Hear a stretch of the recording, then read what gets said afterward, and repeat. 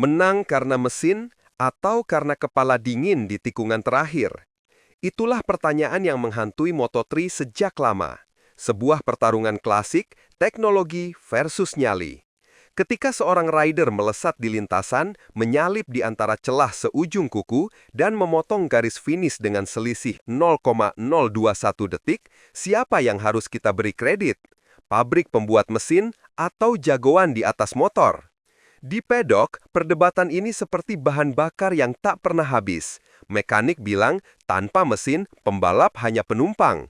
Tapi pelatih balap bersumpah, tanpa insting, semua horsepower jadi sia-sia. Dan di balik semua itu, sponsor, tim, fans, semua memilih kubu masing-masing. Inilah perang dingin Moto3 yang jarang dibicarakan secara langsung, tapi terasa di setiap slipstream dan overtake. Tapi hari ini kita akan membedah semuanya. Dari data GPS tapi satu hal pasti, setelah video ini, kamu tak akan pernah melihat kemenangan Moto3 dengan cara yang sama lagi. Karena sekarang kita mulai duel epik antara mesin dan manusia. Ketika motor melesat 240 km per jam di lurusan Mugello, jelas tenaga bukan datang dari nyali semata. Mesin adalah tulang punggung balap Moto3. Data menunjukkan, motor dengan top speed unggul 6-8 km per jam memiliki peluang menyalip lebih besar di trek lurus. Dan saat gap hanya 0,1 detik, itu bisa jadi pembeda antara naik podium atau tenggelam di posisi 6. Ambil contoh KTM RC 250 GP. Mesin 250 cc DOHC 1 silinder ini bukan sembarang mesin.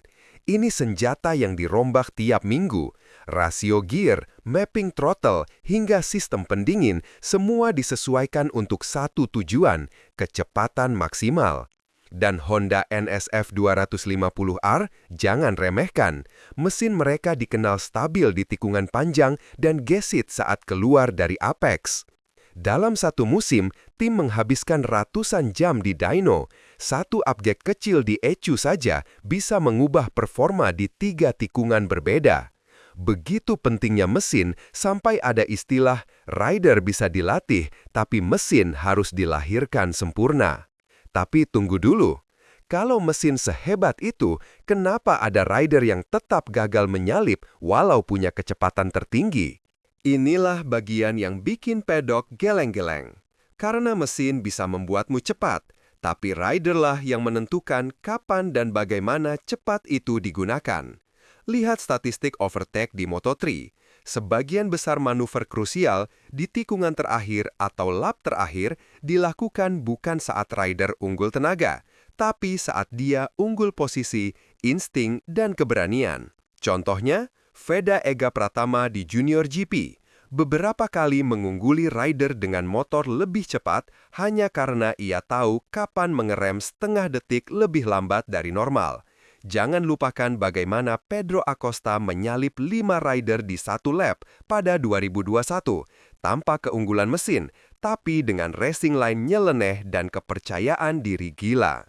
Mesin mungkin membawa rider ke posisi bersaing, tapi hanya skill-lah yang menempatkan mereka di posisi menang.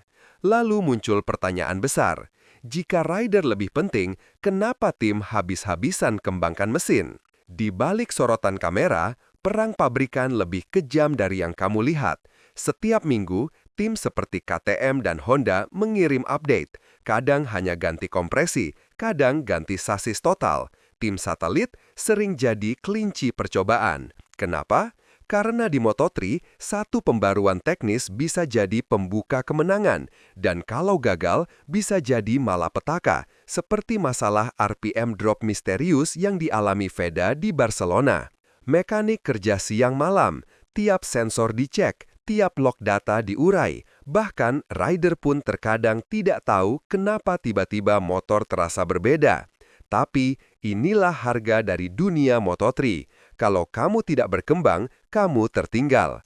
Tim dengan dana besar bisa kembangkan mesin yang lebih adaptif terhadap cuaca, ban, bahkan arah angin. Dan celakanya, rider tak bisa berbuat banyak kalau mesinnya sedang ngambak. Tapi, rider sejati tahu cara menyiasatinya. Tak peduli seberapa hebat mesinnya, Moto3 tetap permainan keputusan sepersekian detik. Kapan ambil racing line sempit, kapan tutup throttle meski insting ingin terus gaspol. Disinilah otak pembalap bekerja lebih keras dari ECU. Coba lihat aksi late braking di Asen. Rider bisa memilih ikuti arus dan kehilangan posisi atau rem setengah meter lebih telat dan ambil resiko nyaris crash. Rider bukan sekedar penumpang mesin. Mereka menghafal tiap milimeter track. Mereka tahu bahwa grip di luar racing line kadang lebih baik saat hujan. Mereka menilai lawan dari gerakan tubuhnya. Dan itulah yang membedakan pemenang dari pelengkap grid. Bukan hanya soal siapa yang lebih cepat, tapi siapa yang lebih cerdas di kecepatan tinggi. Tapi tunggu, kalau semua tergantung rider, kenapa pembalap bagus kadang tetap gagal? Disinilah drama muncul. Kadang rider sudah tampil sempurna, racing line tepat, strategi matang, tapi motor justru berkhianat. Ban kehilangan traksi, power delivery nggak konsisten, atau mesin drop RPM tiba-tiba. Contohnya, insiden di Jerez 2023. Rider tim pabrikan Honda kehilangan kecepatan di sektor 3, padahal di sektor lain dia selalu tercepat. Setelah dicek, masalah kecil di injektor bahan bakar. Satu komponen rusak sama dengan satu akhir pekan hancur. Dan riderlah yang menanggung akibatnya di klasemen, di kontrak musim depan, bahkan di mata sponsor.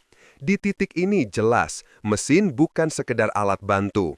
Ia bisa jadi rekan seperjuangan atau pengkhianat tak terlihat. Dan para rider harus siap menerima itu, sambil tetap memacu motor di batas logika. Dulu, rider bisa menyesuaikan gaya balap dengan motor secara naluriah. Tapi sekarang, data jadi raja.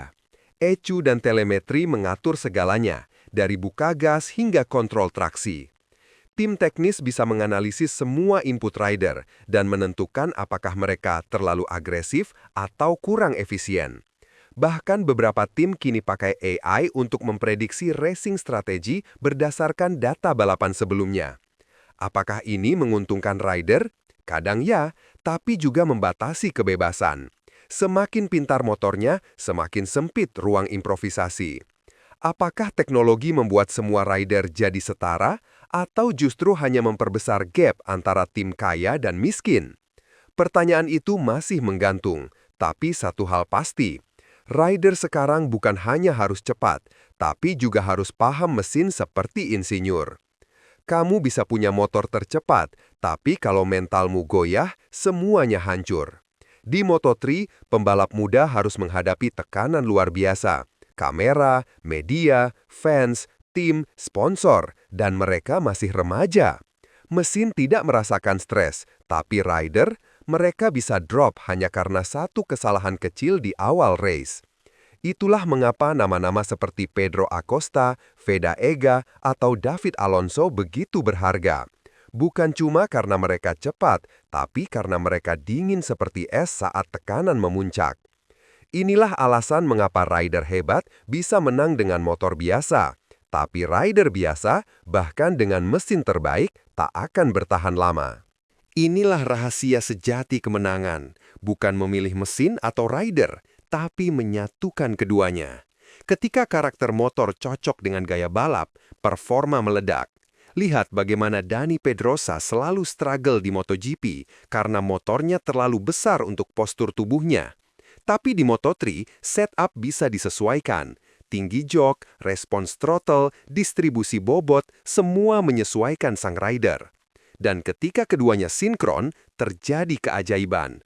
Overtake gila, last lap duel, podium dari posisi ke-17, semua jadi mungkin. Inilah momen yang dicari setiap tim. Inilah simfoni kecepatan. Mesin yang paham bahasa rider, rider yang menguasai ritme mesin. Mesin, rider, keduanya saling bergantung seperti rem dan gas. Yang satu tanpa yang lain hanyalah angka kosong di papan hasil. Tapi jika harus memilih, di momen krusial saat segalanya diambang batas, manusialah yang menentukan. Karena mesin tak bisa mengambil resiko, Mesin tak bisa membaca lawan. Mesin tak punya keberanian untuk menyalip di celah sempit. Mesin adalah senjata, tapi riderlah yang menentukan apakah senjata itu menang atau sia-sia. Dan itulah yang membuat Moto3 lebih dari sekadar adu cepat. Ini adalah duel kecerdikan, ketangguhan, dan keberanian dengan teknologi sebagai pendukung, bukan pemeran utama. Karena pada akhirnya, kemenangan bukan hanya soal tenaga, tapi tentang siapa yang berani mengambil keputusan di batas akhir kecepatan.